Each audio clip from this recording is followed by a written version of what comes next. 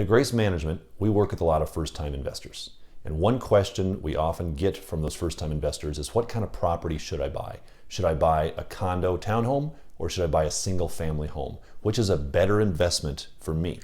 Some of it depends on your situation, but let me quickly explain to you two benefits and two risks for condos as well as for single-family homes. First, let's look at condos. One of the benefits of owning a condo as a rental property is low turnover cost, simply because your square footage is smaller. Every so often you have to repaint, you have to replace carpet.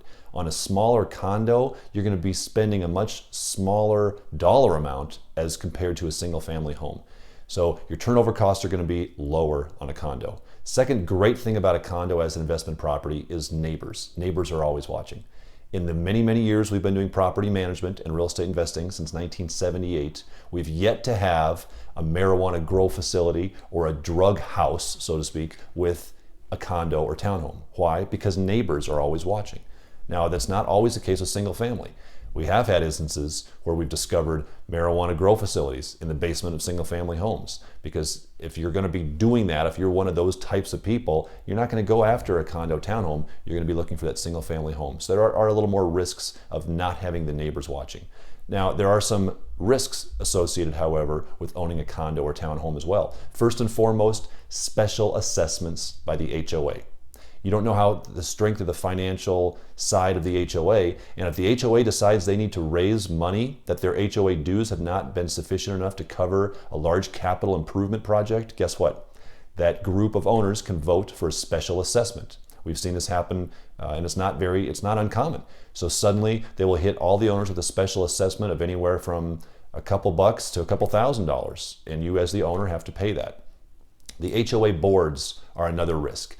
HOA boards are typically difficult to deal with as an investor because those HOA boards are made up of homeowners. They want to protect the value of the property, which is a good thing, but sometimes they can be very difficult to deal with on the investment side of things because they quite frankly don't want a lot of investors owning in their complex.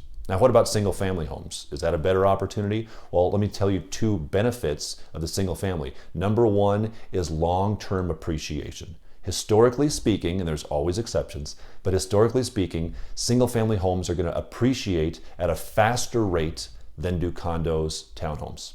Another benefit is there's always stronger rental demand for a single family home, as well as less turnover. Because if you have somebody in a single family home, they're not going to be moving as often as those people who are in a condo or townhome, simply because of the makeup of the individuals in the property. Single family homes stay rented for a longer period of time. They have less turnover over an extended period of time as compared to a townhome. Now, there are some risks as well, though, with a single family home. First and foremost is landscaping risk. If you've got a single family home and it has expensive or extensive landscaping, you're risking that tenant doing damage, costing you as the owner a lot of money. You can mitigate that damage, but it's a risk.